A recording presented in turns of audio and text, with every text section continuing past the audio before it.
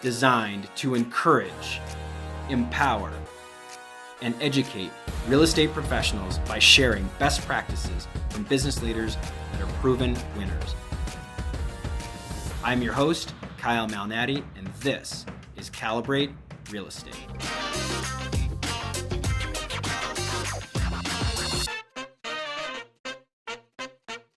We have our next speaker coming up.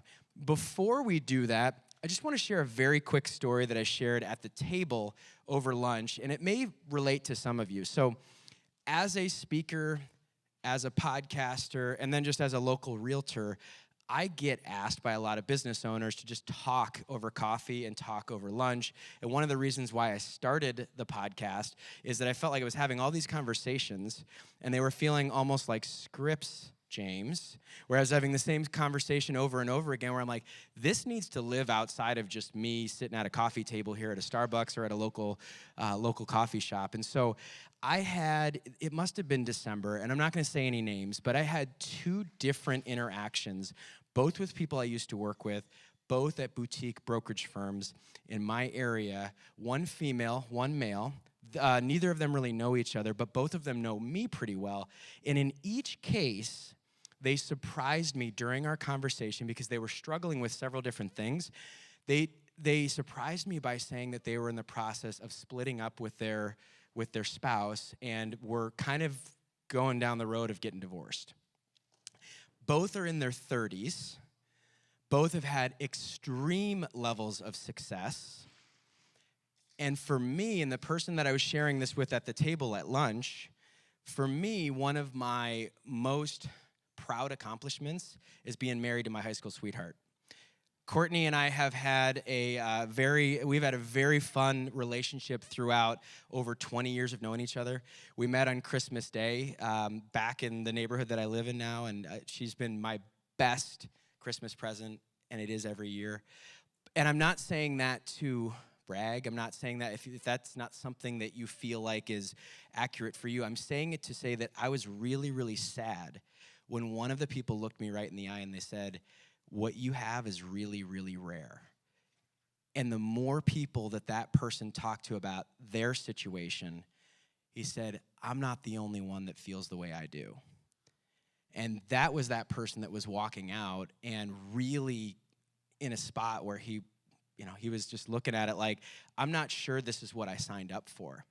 And I think our industry has a lot of that going on. And I think it's one of those things that people silently suffer through. And I am certainly not a therapist. I'm not a counselor.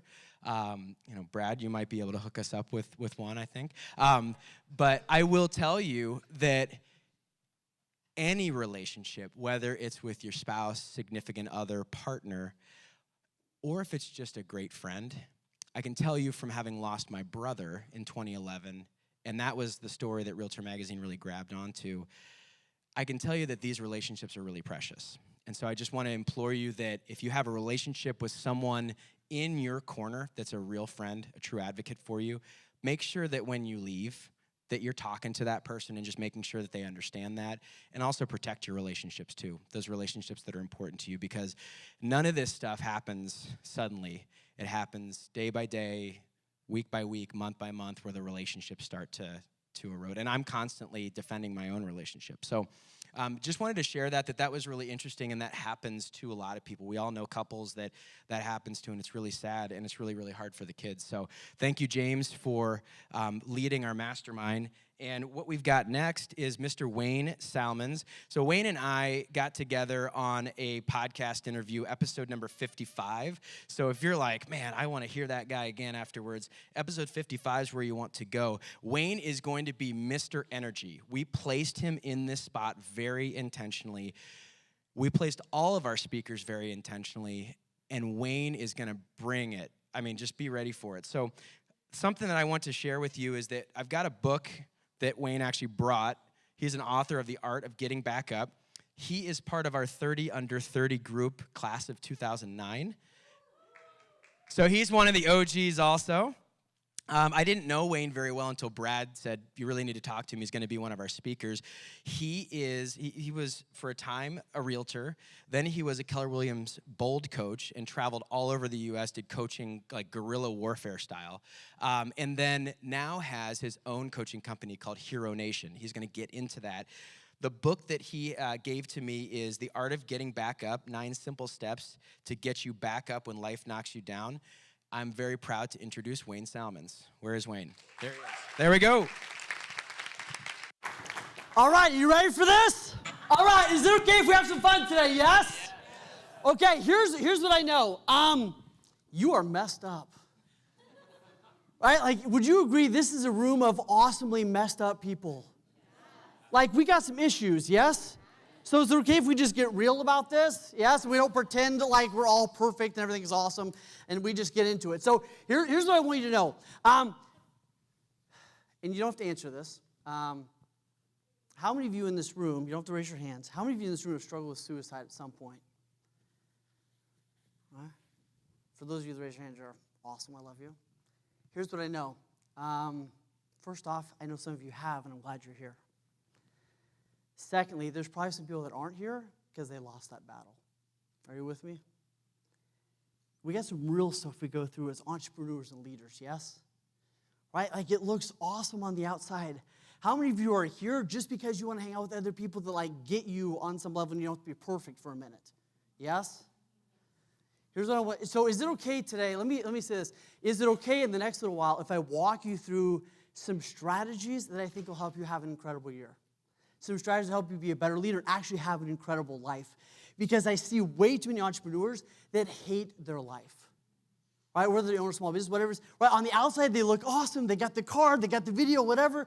And they're literally dying or getting crushed inside. Yes? So can we just get real and walk through this? Here's a couple stats. Entrepreneurs compared to the general population. Right? Twice as likely to get depressed and struggle with depression. I love our ADHD. Like, there's probably Vyvanse and Adderall in this place right now. Like, we're running a CVS. You know what I mean? Like, every other purse has got something, right? I love you. I know you. Safe place, okay? Don't sell it. That's illegal. All right. Kind of. I mean, you know. All right. Addiction, right? Look at, especially as entrepreneurs, how many people do you know that are struggling with some sort of addiction that's not working out for them? That, we can include that one. There we go. Yeah. Bipolar diagnosis, right? It's a legit deal. Would you agree? Years ago, I was doing awesome. I had the perfect family from the outside, had a couple of kids. I was selling a lot of houses, involved in my church, my community. Everything looked amazing. What wasn't amazing was what was going on inside. I was working way too many hours. I wasn't spending time with my kids. I knew that my marriage wasn't working. I just didn't know how to get out, right? So I self-sabotaged to the point where I basically broke the thing beyond repair, right? Ended up having an affair, lost my business, lost everything, right? To the point where I'm laying on the floor of a vacant building, right? My buddy owned this building, and so I'm camping out there. And I'm laying on the floor of this vacant building, and it's in the evening. It's in Alaska. It's cold. And I've decided that the best choice for me is to take my life. I've decided that my kids, my world, everything is better if I just check out. And you know what's interesting is, we were talking about this the other night, I don't really know if I understood people that committed suicide up until that point, right? I think in the back of my mind, I kind of thought they were always a little selfish, whatever, right? And yet at that moment, like this huge light bulb went off, and I go, okay, now I get it at a whole new level, right? Like, I really believed everything would be better if I just checked out. So I'm laying there on the floor, getting ready to take my life, and I have this moment of clarity. And what hits me is nobody's coming to save you. And it wasn't the people that didn't love me or people that didn't care about me. It's just nobody was coming to save me. Like, I had to save myself. There was nothing anybody else could do to help me in that moment. Like, I had to do the work. And it became so clear that I either check out and take my own life, or I got to be my own hero. Like, I've got to save myself. What I've realized is how many of us, we got to be our own heroes. Would you agree? Like, nobody's coming. I mean that in the nicest way, But if you don't take care of you, nobody else is going to do it. Would you agree? What I realized was I wish I could say like the next day it all got better. It didn't, right? But I made a commitment at that point in my life, and I thought if I can ever get back up, if I can recover from this thing, I'll spend a big portion of my life trying to figure out how to get back up and teaching other people, right? Because I didn't know how to actually do it. Make sense? So is it okay today if I give you some of the things I learned and some of the decisions I think you have to make as leaders to have an incredible life? Yes? Okay, turn to your neighbor and say, I'm ready to go. Okay, here we go. This is the weirdest clicker I've ever experienced, by the way. I don't know if I'm supposed to smoke it or throw it or what. Like, it's just weird. You know what I mean? I'm like, I don't know. Okay. My Dallas Stars keep losing, so, like, if you have, okay, it's been tough. All right, here's what I realized. Life is not about finding yourself. Life is about creating yourself. Would you agree? Okay. So would you also agree that those of us in this room are called to be greater? Like there's a place for you to step up to, yes? What I think is interesting, I have a lot of people, they'll call me for coaching. I had a guy called me for coaching a year ago, and he goes, I don't know why I'm calling you. There's something missing, right? And what's interesting is, to the outside world, he was most people's 10, right? As far as like what he was doing, his involvement, his success. But yet he knew on the inside that he was playing at a 5 or a 6. And I think a lot of times in a room like this, you get that, right? You feel like you've got to step up because there's something in there, yes? Okay, here's a couple of things I realized. First one was, I realized nobody's coming to save you. What I see a lot is we're waiting for someone to save us. You ever had that moment? You're kind of waiting for someone to tell you to stop working so much. You're kind of waiting for someone to see how great you are and just throw you on a pedestal. Like, sometimes we're waiting for somebody to show up in our life and save us from some stuff, yes? There's a whole bunch of things that you can only do, correct? Happiness, you cannot find that. You got to create that stuff, agreed? Right? Your joy, your purpose. So many people call me and they go, how do I find my big why? And I'm like, it's not two simple questions. Like, it takes a minute to figure that stuff out, yes? So the first thing is, nobody's coming to save you. Second thing is this. Have you ever, if you're in this room, I know you've struggled with some failure on some level, yes? Like, everyone in this room has failed on some level. Me, I struggled with that. And here's what I realized. I thought failure was, Eric Thomas says this, he says, failure is a bruise, it's not a tattoo. Right? I thought because I had failures, right, screwed up my life, screwed up my marriage, screwed up my kids, like, I, nailed it all, right? Like, I love Jesus, I cursed, I had an affair, like, it's weird, okay, I need help. And what I thought was that because I had failures, I was a failure, and I thought I was screwed, right? What I realized is, and I get this kind of when I've just been teaching one of my kids. I have 5, by the way, which is a lot of kids. I finally figured out how it's happening, so we changed it.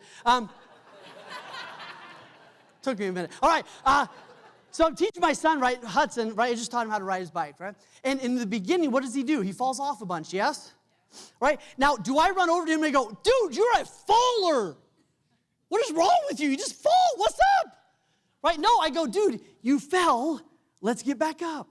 Right? As kids, we go, dude, you fell. As adults, we go, I'm a faller. You're not a faller. You had a fall. You had a failure. You're not a failure. Are you with me on this?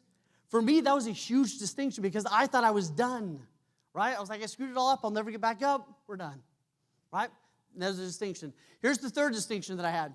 Third distinction I had was I realized that I didn't have a plan to get back up. Isn't it fun? Let me say, you're all realtors, well, most of us are. Have you ever had that experience where somebody like loses the key, right? And you got to like go through all the drama. You got to call the locksmith, right, who takes like 18 hours and charges you $80,000 because it was 5:05, right, not before 5 when you called him. You know what I mean, right? So you're sitting in front of this house. You go through all this drama, right? For me, you got like 18 kids in the car waiting to get this dad's work done, right? And they come, they do all stuff. And then what do? Especially if this happens at your personal house, what do you do that night or the next day? You go out and you get a hide key, yes? Right? You go, I'm never going to lock myself out of the house again, so I'm going to go get a spare key. I'm going to give one to a neighbor. I'm going to do whatever. You take action, correct? You go, I'm never going to let that happen again, so you do something, yes? How many of you have a spare tire somewhere in your vehicle?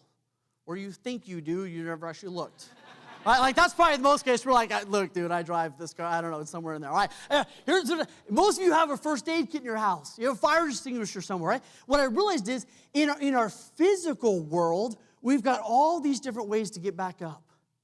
Right? We get locked in our house and go, I'm never going to do that again. We get a hiking, we do all this stuff. And yet, especially as high achievers, we don't often have plans for our mental world. Right? We fall down. What's our plan? Oh, I'm just going to work harder next time. Just got to be more focused, more, right? That's not a plan. Right? But as high achievers, we just want to get back up and keep going. We don't build actual plans to get up mentally, yes? You have a fire in your house, you go out and buy a fire extinguisher, you go, I'm never going to let that happen again. We have a fire in our mind, and we go, next time I'm just going to try harder. That's a really screwed up plan. Would you agree? Right? So I realized when I fell down that I didn't have a plan to get back up. And then my plan up until that point in life was just work harder, be more focused, whatever, wasn't going to actually work. Yes? Have you ever had that happen? Say yes. Okay, so here's what I want you to ask you. All right, let's get into some decisions. It drives me crazy. Okay, here, I'll just do it this way. Okay, here's the first decision I want you to make. Actually, let me ask it this way. What would it take for this to be the best year of your life? Could this be the best year of your life? Do you really believe that? Here's what I think is interesting. Sometimes when I ask people that question, we get down to it, the answers I begin to get are things like, this would be the best year of my life if I didn't have any relationship issues. Man, this would be the best year of my life if I didn't have to worry about money. This would be the best year of my life if I didn't have any health issues. Right? This would be the best year of my life basically if I didn't have any problems, yeah? Have you ever heard yourself say things like that? Right? Here's what you realize. The only people that accomplish that are dead. Right? Like dead people, they got no stress, problems, whatever. The rest of us, you're going to have some shit happen this year. Would you agree? Right? Would you agree some stuff's going to happen? And if my goal is I want to have the greatest year ever, that's got to be one that's problem-free, you're kind of screwed. Yes or no? Here's what I want you to realize. Could this be the best year of your life even if it had problems? This drives my wife crazy, but I love watching commercials, right? I'm one of those weird people, like, what are they telling? Is it working, right? How do they? She drives her crazy. She's like, we have, like, savings, I don't know, whatever that is, DVR, whatever we have for a reason. I'm like, no, these are awesome. So I'm watching this commercial the other night, which is driving her crazy, and this commercial for a college comes on. And it goes, man, you should come to this college. This is the greatest college ever. I don't remember which one it was. They go, this college is awesome. And then it's that most people say college is the best 4 years of their life. You should come here. And I was like, holy shit, what did they just say? And I love Jesus, and I cursed a little bit. We're all cool, right? Okay, I just want to make sure. Okay, where's my mom out? Pray for her, okay? College is the best 4 years of your life. And that kind of broke my heart. And I realized how many people, college really was the best 4 years of their life. Like, I want you to have a great time at college.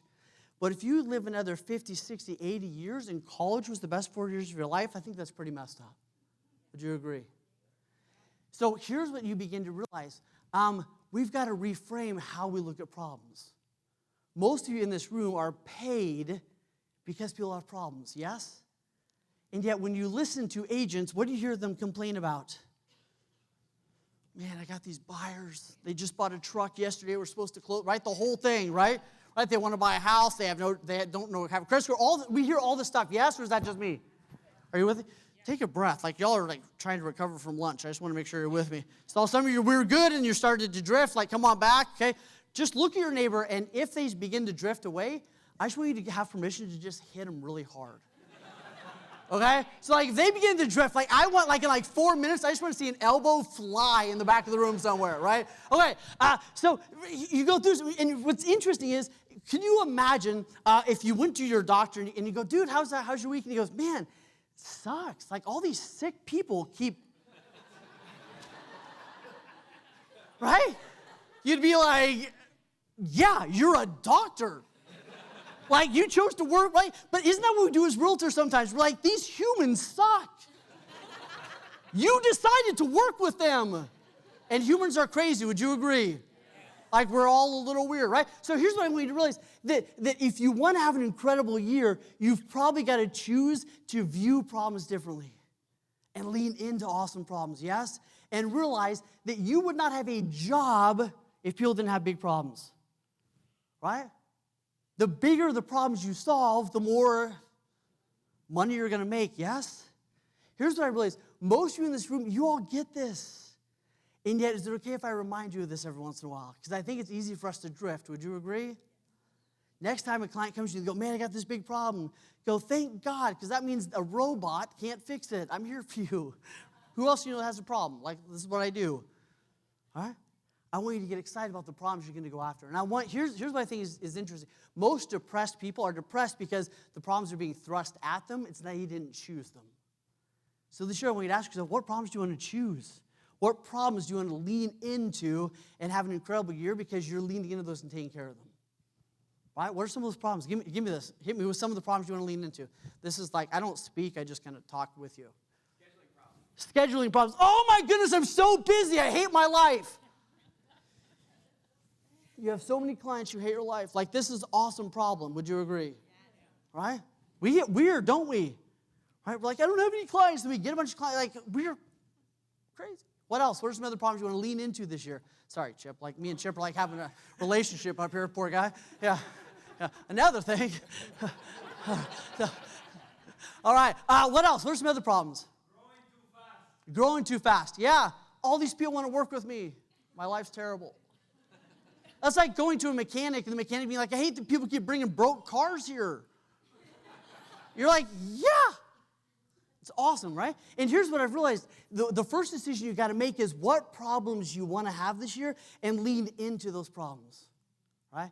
And realize that so many people are after happiness or contentment or fulfillment, whatever you want to call it. And what you begin to realize is you never actually achieve happiness, right? That can't be the goal. It's a byproduct of what? It's a byproduct of you tackling big issues, having wins and solving problems. Would you agree? If I ask most of you, what are you most proud of? You would probably say, the time I didn't know what to do and I figured it out. The time I lost all that money and I got back up. The time my client, that's probably what you would tell. You probably wouldn't tell me, the thing I'm most proud of is that it was so easy. Right? I just like arrived here. You're actually proud. What actually brought you joy was dealing with big problems. Agree or yes or disagree? Okay, turn to your neighbor and say, I want big problems. Okay. So I want you to choose some problems. Here's what's, there's an interesting story. There's a guy, and actually this is one of Jack Canfield's good friends, and Jack Canfield's telling a story, and he goes, he had a friend who early in life thought, man, if I just make a bunch of money, then I'll be happy, right? How much of us? Didn't work. Cool. Right, so he made a bunch of money. That didn't work. So he goes, you know what? I'm going to go buy stuff, and if I get some stuff, that'll work, right?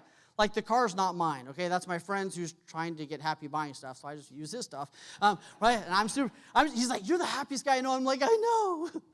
He's like, I'm going to go buy a car. I'm like, cool, it's not going to work. Anyway, that's a different conversation, right? So we went out, and this guy bought a bunch of stuff. Then he goes, well, that didn't make me happy, so he bought different stuff. Right? That didn't make him happy. All the way to the point where this guy was great at making money, all the way to the point where he bought an NFL team. And he goes, that still didn't make him happy. So a friend of his came to him one day and said, hey, man, we're doing this relief trip. We're going to South Africa, and we're going to give away some wheelchairs to people and kids that have had, limbs blown off, landmines and all this other stuff, right? So he goes on this trip, and he goes, yeah, this will be fun, whatever. They go on the trip, and he's there, and he takes this one wheelchair for a kid right off of this truck, puts it on the ground. There's this kid right there, about 7, 8 years old, right? And he lifts this kid up, and he puts him in the wheelchair. And as soon as he puts him in the wheelchair, this little, 7, 8-year-old boy reaches up and just grabs his face, and he won't let go. And the guy's looking down. He can't understand what he's saying, right? It's a different language, right? So the interpreter comes over, right? Kind of waves the interpreter over, like, help. And he's like, hey, can you just tell the kid, like, this is his. He can have it, like, kind of let me go. And the interpreter says, he's asking for just one more minute.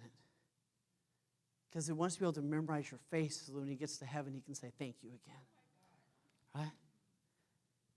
And he goes, at that moment, he goes, I got it. Right? Money wasn't the goal. It was what I could do with my life. It was the goal. Right? Big problem. I'll tell you what lit him up way more than buying stuff and doing all that other stuff was being able to lean into what he was great at and help somebody. Are you with me? What are some problems in the world that piss you off that you want to do something about?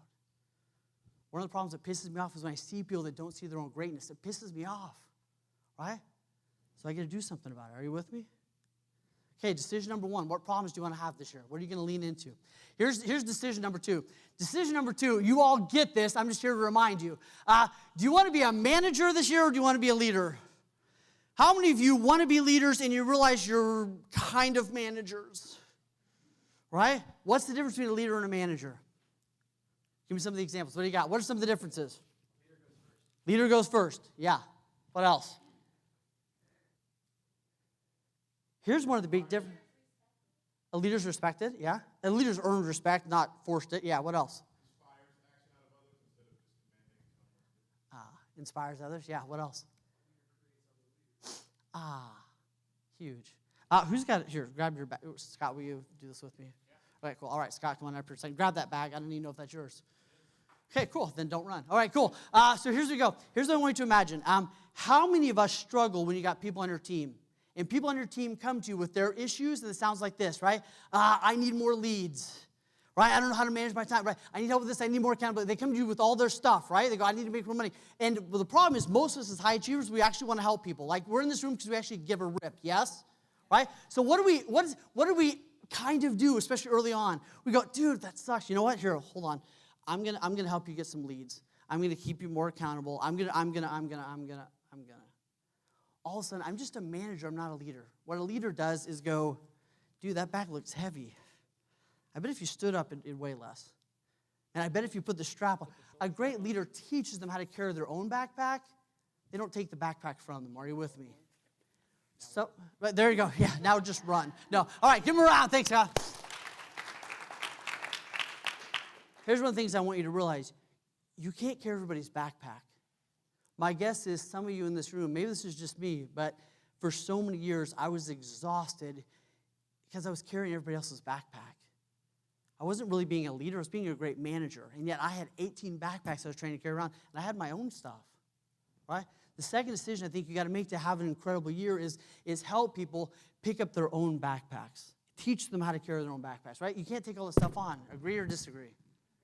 Okay? Have you had this happen where you're carrying somebody else's backpack and it's exhausting? Yes? Okay, here's a couple ways you can do that. One, I think I just want to give you some tools in here. One of the tools that I use, especially with my clients, with people that work in my organization, they know that they don't get to come to me unless they have 3 possible solutions to every problem. Right? I love that tool. It's so simple, right? But it works, right? Gary Keller used to talk about that years ago. Right? Awesome. Another tool that I is having great questions. I ask them a lot, if you were me, what would you do in this situation? Right? Put it back on them. Right? What are some of the tools you're using to be a great leader and not a great manager? Most of us are phenomenal. We're just showing up as managers instead of leaders, and it's exhausting. Right? Carlos, last night when you talk about your team, you're like, I spent 5 hours with them. They're awesome. Right? Like everyone else is like, tell us more. I spend 80 hours with my team, and I'm dying. Right? Okay, does that resonate with you or not? Yes or no? Okay, here's one of the things I want to give you. If you go, I put these up here. If you want to, these are great questions we were talking about in our Mastermind a little while ago. Weekly questions for team members. So this is 2 pages. If you want to go grab them, you go to theheronation.com and grab weekly questions. I just want to give you some tools. So this is actually tactical, and you go implement it. Sound good? All right. Turn to your neighbor and say, sounds good. Sounds good. All right, I want to make sure you're with me. Okay, here's the third decision. Third decision, and you all get this, I just want to remind you. So here's the third decision. Are you going to be limited by your resources, or are you going to be wildly resourceful? How many of y'all know this? And yet you still get stuck in how much resources you have, right? What I can tell you is the most successful people I get to deal with, what do they say? They tell you about let me say it this way. I never met a successful person that goes, dude, it was so easy. Like I had all the money, I had all the support, and I had all the resources I need. Like I just landed on top of this mountain. It was awesome. Right? Have any of you had that experience? Because if you have, please tell me who your father is, and I would like to be adopted. Okay? Right? Every travel blogger has a rich dad, by the way. You know what I mean? So, like, I'm up for that job. I don't know how you get that. Right? But here's what I realized. Right? If this is going to be the best year of your life, you've got to be wildly resourceful. Yes? And you got to go back to your teams, your communities, and help them understand what does wildly resourceful look like versus being limited by our resources, yes? Every successful person I've ever met says, hey, there was this time I didn't have enough money and I figured it out. Right? We didn't have enough people and we figured it out. We didn't have enough time and we figured it out. That's exactly what we do in this room. Would you agree? Right? So my question for you is, are you teaching your people, are you teaching the people around you how to do that and how to think? One of the biggest issues I see with a lot of leaders is if somebody comes and asks them a question, poor Scott, right? Sorry, Chip. He just left. He's enough of this, right? So here's what I see with the issue with a lot of leaders, right? Somebody comes to you and they go, man, I got this big problem. And you go, do this. Here's the issue. I want to know what happened in the moment.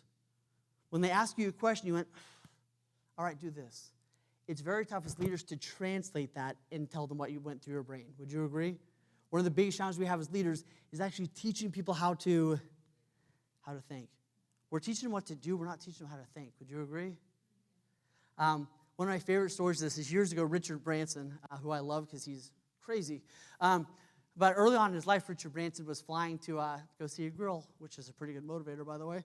So he was going on, he had a date, right? So he flew into this one airport, and this big storm rolled in, and all the commercial flights got canceled, right?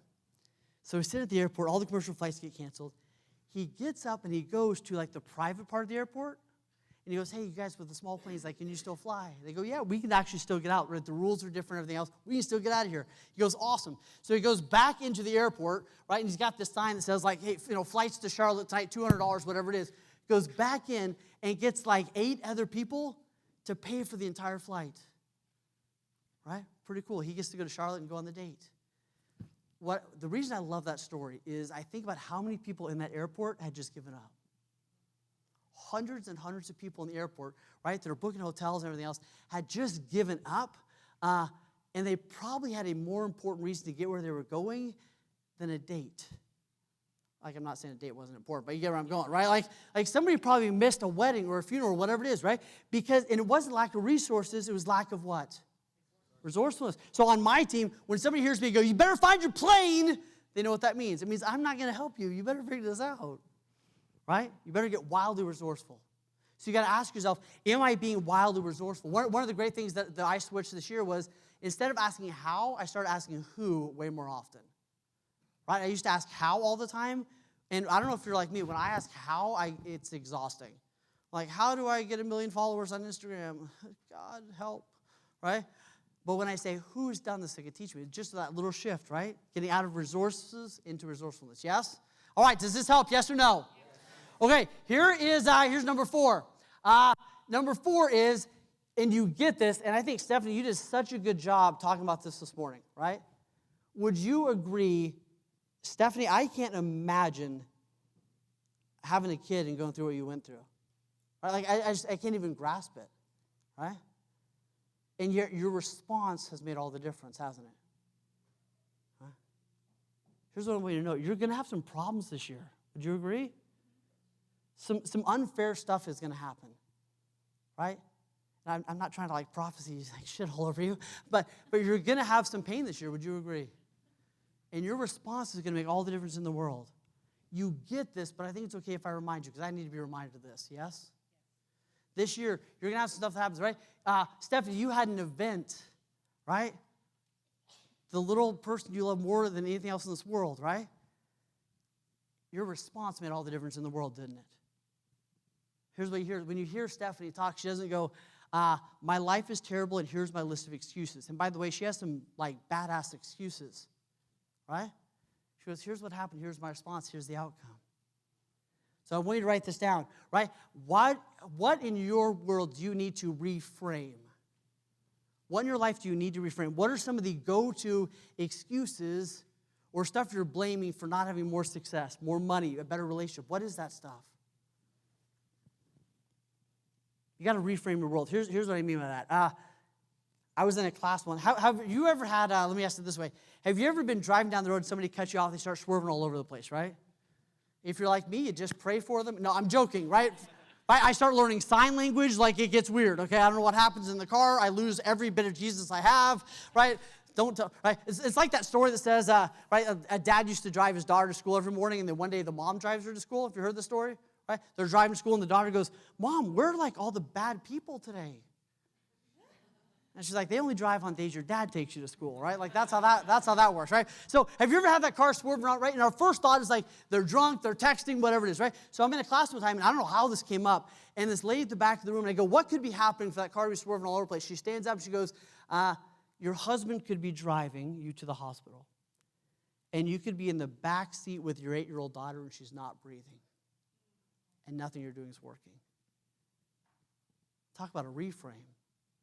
From that moment on, every time I've seen a car swerve or go right, it's a very different experience, yes? Another reframe I had in my life, I remember this was a couple years ago. My daughter was, I think, 2, something like that at the time. And it's Friday. I've been traveling all week, right? I've been in 5 different cities. I was exhausted. I had about 8 hours sleep total the last 2 weeks. I finally get to bed for I'm going to have 3 or 4 hours of sleep, right? I lay down. She starts to cry. Right? What's the first thought through my head? It is not like, I love you, Jesus, right? The first thought through my head is like, are you kidding me? Right? I got 3 hours of sleep coming up here, and that's it. I got to nail it tomorrow. I don't have time for this, right? And then, thank God, in that moment, I had this awareness, man, I got to reframe the situation. So I laid there for a second, and I thought what hit me was a friend of mine, about a year earlier, had lost his daughter to SIDS, right? She died in the middle of the night. They woke up in the morning. She wasn't there, right? She wasn't with them anymore. I can't imagine that kind of pain, right? And here's what hit me as I'm laying in bed. I go, Mitchell would give anything to be woken up by his daughter right now. He'd give anything to be woken up by her cry, right? I don't have to get up. I freaking get to get up, right? And every time my daughter cries in the middle of the night, I get to go get her. She's still alive, and I freaking, right? It's a totally different experience. Would you agree? You can reframe some of the things you view in this world, and it'll change everything. What I love about Stephanie's story is you don't hear her saying, I have to, I have to, I have to. She's going, I get to. I get to figure out my schedule, right? Because taking care of your son is a full-time job. I get to do that, right? We're stealing some of our power and our energy by going, I have to, I have to. You get to. Are you with me? You got to reframe some of this stuff. Years ago, I was doing some mission work in Guatemala. We were doing this medical mission. And I remember one day we set up these tables, and we started putting this lotion out, like this little bottle of lotion on the table. And I'm not a doctor, if that wasn't obvious. So I turned to the doctor. It's pretty obvious, okay? So I turned to the doctor, and I go, what is this stuff? What is this little lotion? And he goes, it heals leprosy.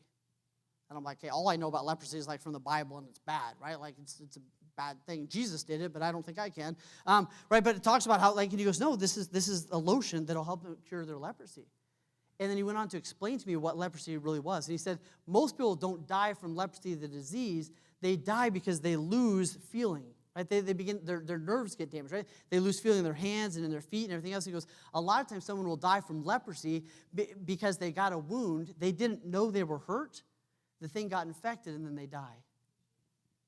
And I had this amazing moment of clarity where I'm looking down this old dirt road, right, where all these people are lined up to get this little bottle of lotion. And I realize they're begging to get in here so that they can feel pain again. They're begging to get in this room so they can get those, so they can actually experience pain again. Right? It changed my life. We got to reframe how we're looking at problems. We got to reframe how we're looking at some of the things we're complaining about. We got to reframe how we're looking at pain. Would you agree? So what in your life have you been saying, I have to, and you really need to switch that to I get to? Think about that for a second. What have you been saying, I have to, and it's really a get to? Have you ever picked your kids up from school and go, I had to come pick you up? Right? There's some people that would be begging and give their life to be able to go pick up their kids from school. Are you with me? We got to reframe stuff. We got way more power than we realize. Would you agree? Right? Here's the next decision you got to make. The next decision you got to make is, how fast can you recover? I believe that for most of us in this industry, in this world, our recovery time is everything. Would you agree? How fast we get back up makes a difference, yes?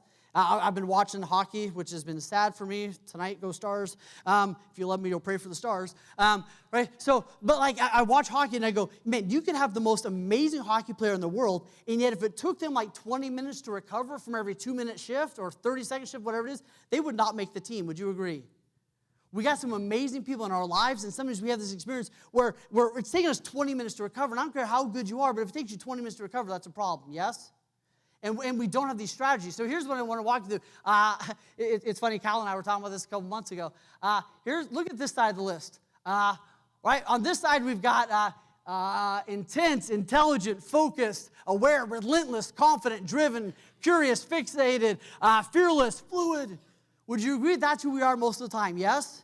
Like when we're in the zone. No? There's like 2 of you. Okay, if you've ever experienced this, turn to your neighbor and say, yeah, that's me, because I'm a badass. Awesome. Okay, some of you are real quiet. Are y'all with me? Okay, all right. Okay, Blake, are you with me? I'm just trying to give you a hard time. All right, good. Blake unfriended me on Facebook right there. Okay, here we go. So this is who we are most of the time, yes? And yet, have you ever had a moment where you get tilted? And you start showing up as aggressive, arrogant, obsessive, sensitive, cutthroat, conceited, irrational, paranoid, antisocial, risky, and sometimes rigid. Yes? You kind of show up as assholes sometimes. Would you agree? Right? Like this should be like, I'm awesome. This should be like, I'm an asshole right now. Right? Here's what I realized. We get tilted. Yes or yes? Right? And the problem is most of us don't have a strategy to get back. We got to build a bridge to get from here back to here. But most of us, we start showing up this way, and we don't really realize what's going on. You're just tilted. We got to have strategies for how do you get back up? How do you get back to this side where you really are? Right? Here's one of the reasons I want to show this to you is so many times you have somebody on your team or in your world, and they start showing up like this. This isn't really who they are. They're just tilted. Right? They had 3 deals fall apart, and they don't know how to get back up because that's how they were counting on their mortgage. Right? They had a fight this morning with their spouse, and they don't know how to recover and get back up. Right? I think we've got to come up with strategies. One of the things I do with my hide key, wherever I threw that, I literally have one of these hide keys in my office. And in this, I have like 8 questions that are printed out on a little piece of paper. And it sits on the corner of my desk. And when I start getting tilted, I grab this. I know, I'm like a 2-year-old, right? I grab it, I open it up, and I just go through those questions, right? What's really going on? What can I control? What can I not control? What do I need to do next? Right? It's got like 9 different questions in there. And it's my recovery strategy. It's one of them, right? And what it does is it allows me to recover in a couple of minutes instead of a day, right? Here's what I know. Most of us have ways of getting back up. They're just not always super effective. Right? What are some of the strategies you see people do to recover emotionally or mentally? Right? They drink for 2 days. Right? They watch every season of Game of Thrones again. Right? Which actually takes 2.5 days. I did the math. Right? Right? We have strategies to recover. Most of them just suck. Do you agree? We eat too much. We scream at somebody. We got to have really effective strategies. And if you don't have them, our teams probably sure don't have them. Would you agree? I think it's up to you to come up with really effective strategies on how you're going to get back up and how you get untilted, because it's messing you up. One of the best analogies that a therapist gave me one time, because like I need all the help I can get. I was talking to him, and he said, here's what I want you to imagine. You know, if you have a car at the top of a hill, and that car is rolling down the hill, right? If you try to stop that car when it's halfway down the hill, that car's going to catch you. You're not catching the car. Are you with me? He goes, but the sooner and sooner and sooner, the closer and closer and closer to the top of the hill, the easier and easier it gets. Would you agree? To the point where if the car's at the top of the hill and just begins to roll a little bit, you can reach out with a hand and stop it. So here's my point. This isn't about trying to be perfect or never have bad days. Like, we're going to have bad days, yes? This is about catching it and recovering faster and faster and faster, closer and closer and closer to the top of the hill. So you get to the point you go, man, yeah, I had about an hour, but that used to be a bad week, right? I went from a bad week to a bad couple days to a bad day, and now it's 5 minutes. Are you with me? I think too often as high achievers, we're ignoring some of this stuff, and we're paying the price. Would you agree? We're ignoring some of this real stuff with how you get back up. Is this landing or not? Yes or no? Yes. Okay, let me give you this one. By the way, I was going to give this to you. If you go to theheronation.com and you go book, you can download my book for free. And the reason I wanted to point that out for you is somewhere in there, I don't know where it is, halfway towards the end-ish, there's a list of questions that I ask myself to get back up. right? What I've realized is, especially working with high achievers all the time, most of them are asking themselves these questions. They're just not asking it in a systematic way that they can duplicate, right? They're kind of asking themselves these questions over time. It just takes way too long. Are you with me? So if I were you, I would go grab that book, and if you just print off those 9 questions and put them on the side of your desk and go, I'm having a shitty day, grab the questions and recover, right? People on your team, instead of picking up their backpack, go answer these 9 questions and come on back to me. Does this land, yes or yes? Okay, here's the next thing I wanted to give you. You all get this, yet let me give you this quote. Most people don't really want freedom because freedom involves responsibility. Most people are frightened of responsibility. Don't let this be you. When you blame others for what you're going through, you deny responsibility, and you actually surrender power in that part of your life over to them. I didn't realize when I was going through my stuff, I was a big old victim because I thought, if everybody else out there changes, then I'll be happy. Have you ever had that moment? Have you ever, and I get, this is not a room of victims, so I want you to take this with a big old grain of salt, but have you ever had that moment where you go, man, if my kids would just listen, then I'd be happy, right? If my spouse would just stop whatever or start whatever, then I would be, right, happy. If my clients would just all actually have jobs, then I would be happy. Whatever it is, right? We get weird about this stuff. And here's what I want you to realize, right? The rest of this quote is, make no mistake, in the end, the true price of happiness is full responsibility. When you stop making everyone and everything else responsible for your happiness, the happier you'll be. If you're unhappy right now, it's nobody else's fault. Which sounds awesome in a book. It's a little tougher when it comes to real life. Would you agree? Right? It's I take full responsibility, except for that. Right? Except for my parents that sent me off to college with a high 5, and that was it. Right? Can you take full responsibility for everything? And if you're not, whatever you're blaming that other person, you're giving them total power over in your life. Yes? It's a big pill to swallow. I wish I nailed that every day. I have to remind myself of that. Are you with me? Most of our, and I just want to give you this as leaders, most people you interact with love the feeling of being disempowered. They love feeling disempowered because if they were actually responsible, they'd have to take the weight of that. If they're actually responsible, then they would have to do something about it. Does that make sense? Okay, so here's what I want you to realize. For this to be the best year of your life, you got to do a couple things. What did you hear? Give me some feedback. What are you hearing for this to be the best year of your life? What are some of the decisions you got to make? Let's see if anything landed. What do you got? Change your mindset. 2? I have to, do I get to? Yeah. That's a big one for me, right? The other day I had to cancel a bunch of coaching calls so I could go pick up my kids. And I'm like, I have to. I'm like, shit, I teach this. I get to change my whole experience. I guarantee you change the way my kids felt when I picked them up. Right? What else? A couple of others. What are some of the decisions you got to make for this to be an incredible year? Stop ignoring stuff. Yeah. Yeah. Yeah. She said, stop ignoring stuff. One of my things I tell my coaching clients all the time is stop medicating and start investigating.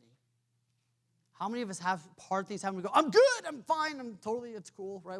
We pretend like it doesn't matter instead of figuring out what we need to do about it. Yes? Yeah. What else? I heard one more. Yeah. Yeah. It's one of the biggest things, right? All of this stuff is stuff that separates you from everybody else, right? Right? Your response dictates the outcome, right? Are you limited or are you unlimited? Are you being a manager or are you being a leader, right? In order for this to be the best year of your life, you got to choose the problems you're going to encounter. Choose to get excited about those problems. You got to make the decision that you're going to love problems. You got to make the decision to take full responsibility for your life. You got to make the decision that you're a little messed up and that's okay. Here's I want to give you this. Being in a room like this can be really tough. Here's what I mean. We all walk into this room, and then we go, yeah, I'm a 30 under 30. I'm a badass. Made the list, right? On the outside, people are like, how are you? I haven't heard anybody in here be like, every person I've said, man, how are you doing? How's your business? They go, awesome.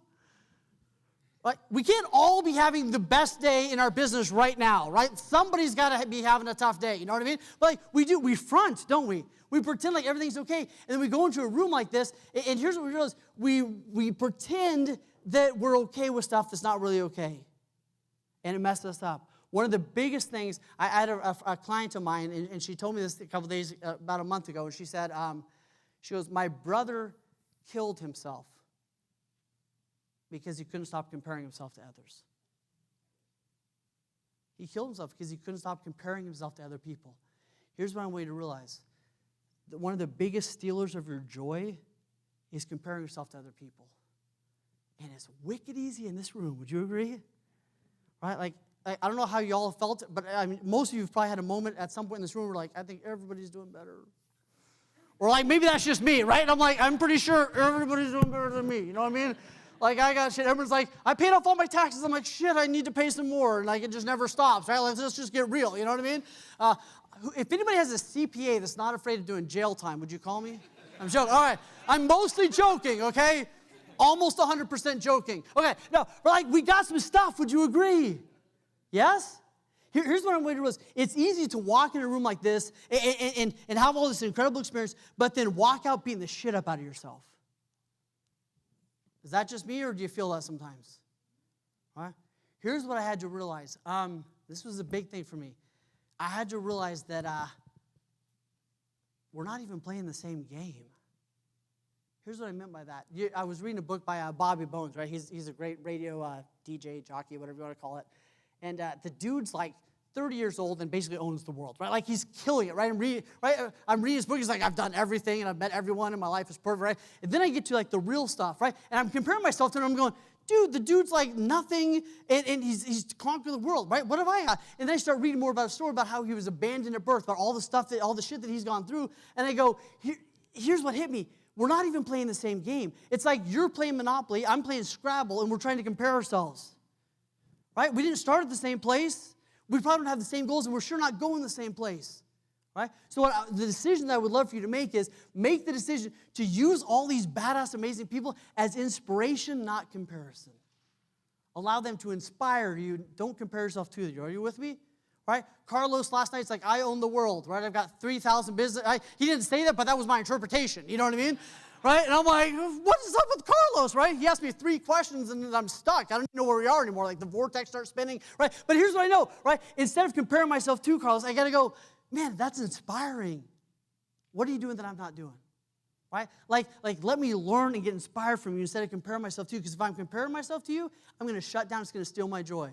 And there are people every day, especially in this industry, that are literally killing themselves out of comparison. Are you with me? It's one of the worst things we have going on in our culture right now. Agreed? Use it as inspiration, not comparison. Use it as inspiration. Man, if Carlos can figure it out, he's not even that cute.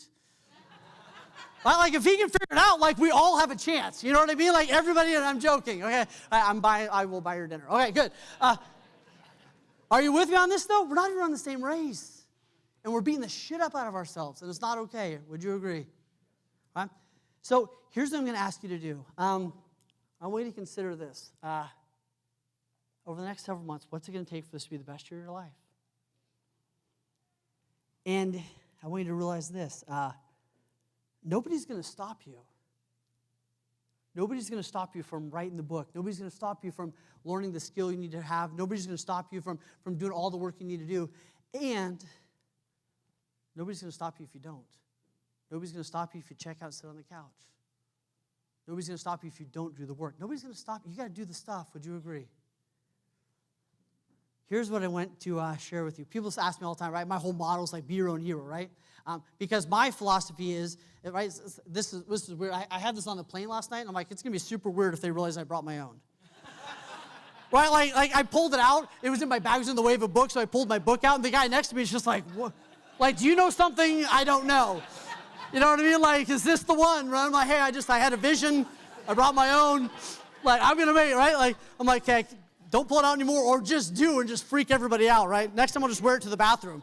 You know, I'll be like, hey, right, just walk in the back of the plane. Right, here's what I realized, right? What did they tell you on an airplane? You got to put your mask on first, right? And what I've realized is you're a bunch of badass, incredible leaders. You got to make sure you're putting your mask on first so you can help everybody else, right? People are watching. Agreed? Here's one of my one of our creeds, kind of in Hero Nation is this. I will become my own hero because my soul demands it, my family deserves it, and the world is starved for it. I think every single one of us in this room agrees that our soul demands we step up, whatever you want to call that, right? You have more potential. For me, the definition of success for me is living up to my full potential, getting better and better every day, yes? What I realized is my family deserves that. Whether it's my biological family or some of us have family by choice, right?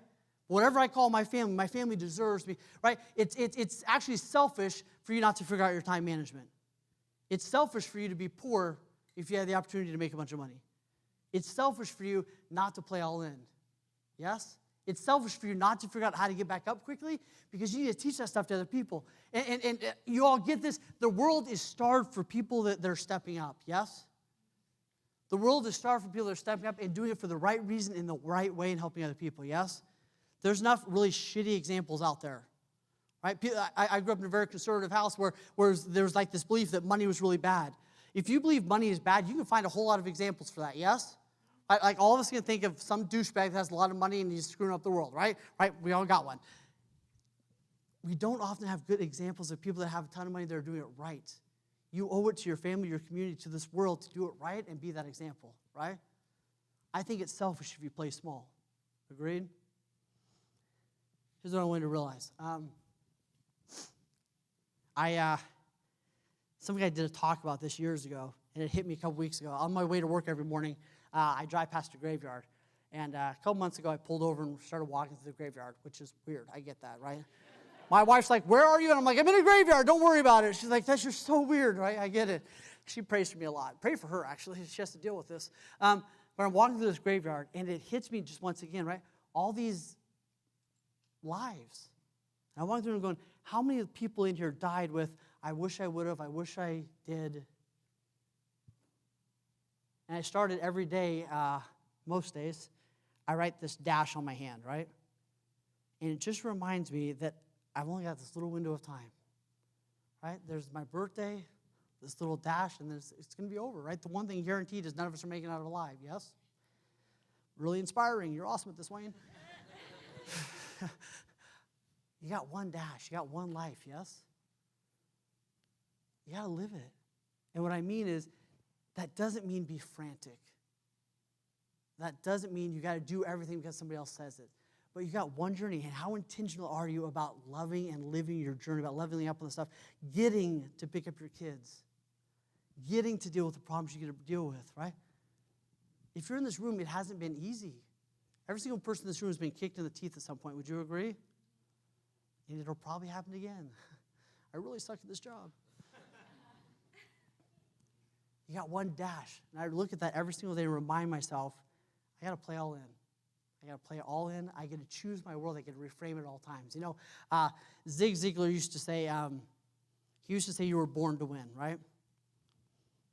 Which is awesome. And I believe that you were born to win, and you got to become your own hero. You got to do this stuff. You got to become your own hero so that in turn, you can turn around and help other people become their own heroes. Are you with me? All right. I love you. God bless. Thank you for having me. Give yourself a round. Thank you, guys.